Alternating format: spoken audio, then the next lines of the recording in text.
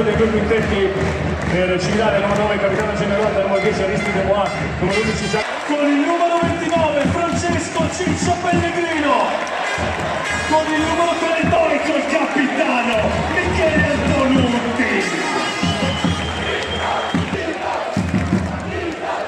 La partita si gioca con il pallone Monte, il Monte è il pallone ufficiale della Lega Nazionale, palla canestro.